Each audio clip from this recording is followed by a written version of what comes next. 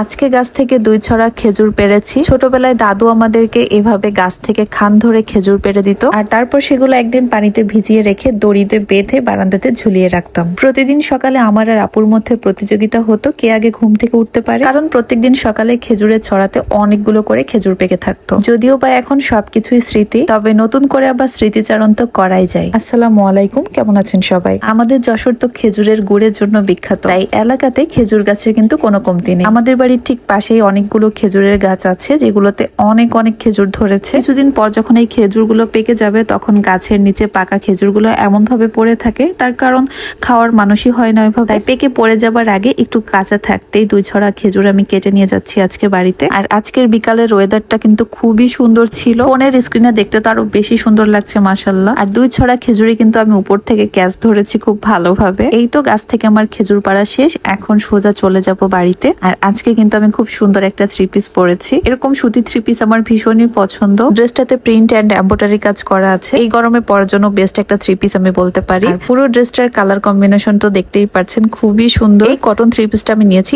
AB fashion Facebook page থেকে। 3 পিসটা যেহেতু রেডিমেড, তাই এটার সাইজ 36 থেকে 46 পর্যন্ত অ্যাভেলেবেল আছে। সো আপনারা যারা নিতে চান তাদের পেজে নক দিলেই হবে। পেজটা আমার ডেসক্রিপশন বক্সে মেনশন করে দিয়েছি। খেজুর তো নিয়ে চলে এসেছি বাড়িতে, এখন খেজুরগুলোকে পানিতে ভিজাতে হবে। আজকের দিনটা পানিতে পুরো ভেজানো থাকবে, আর কালকে সকালে হচ্ছে খেজুরগুলো আমি বারান্দাতে ঝুলিয়ে দিব দড়িতে বেঁধে। খেজুর ভেজাবো কিসে এটাই ভেবে পাচ্ছিলাম না, তাই পরে এই গামলাটাতে পানি এনেছি। বড় কোনো পাত্রে ভেজালে আরো বেশি ভালো হতো। তারপর ওই গামলার মধ্যেই চেষ্টা করছি যতটা সম্ভব ভেজানো যায় আর কি। যখন খুব ছোট ছিলাম, স্কুলে পড়তাম, তখন দাদুই এভাবে সবকিছু করে দিত। আস্তে আস্তে সব ভালোবাসার মানুষগুলোই কেমন জানি জীবন থেকে হারিয়ে যাচ্ছে। যাই হোক, খেজুর তো ভিজিয়ে দিয়েছি। আর বাড়ির পাশ থেকে আমি 1 কেজি মতো জাম কিনে এনেছি, একেবারে টাটকা টাটকা গাছ পাকা জাম। আমাদের নিজেদেরও অনেক বড় একটা জাম গাছ ছিল, তবে সেটা কেটে ফেলা হয়েছে এবছরই, তাই এখন থেকে জাম কিনেই খেতে হবে। আর এই জামগুলো খেতে মাশাআল্লাহ এত বেশি মজার ছিল। তবে জাম এভাবে খাওয়ার থেকে ভর্তা করে খেতে কিন্তু বেশি মজা লাগে, তাই ভাবলাম বাড়ির সবার জন্য এখন জাম ভর্তা করি, বিকালের দিকে খেতে ভালোই লাগবে। প্রথমে জামগুলো ভালোভাবে পানি দিয়ে ধুয়ে নিয়েছি, আর তার মধ্যে কিছুটা কাঁচা মরিচ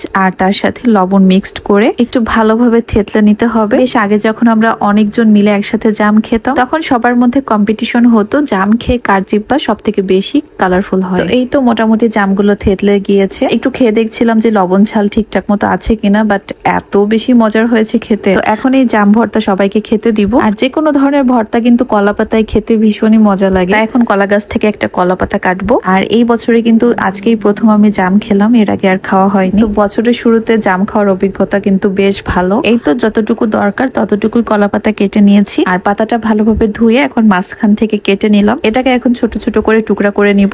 এখন আমি কাকুরা সবাই মিলে একসাথে জাম ভর্তা খাবো। জীবন কিন্তু বহমান, জীবনে বেঁচে থাকার তাগিদে কিন্তু সবকিছুই ঠিক রাখতে হবে। তার মানে এইটা নয় যে আমরা কাছের মানুষটাকে ভুলে যাই। ভালোবাসার মানুষগুলো সবসময় মনে আছে এবং সারাটা জীবনই থাকবে। দোয়া করি আপনাদের প্রত্যেকটা পরিবারের জন্য। সবাই ভালো থাকবেন, সুস্থ থাকবেন। আল্লাহ হাফেজ।